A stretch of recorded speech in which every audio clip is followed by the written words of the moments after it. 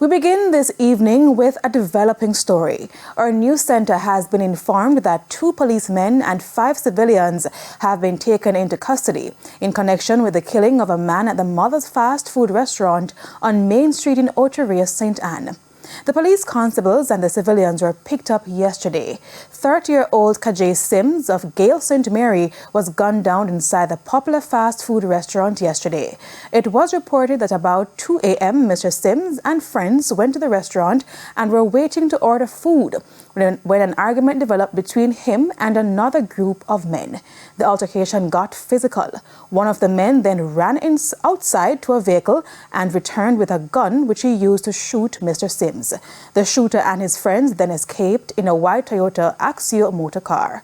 Eyewitnesses reportedly captured the registration plate of the vehicle, and this assisted the police in identifying the suspects.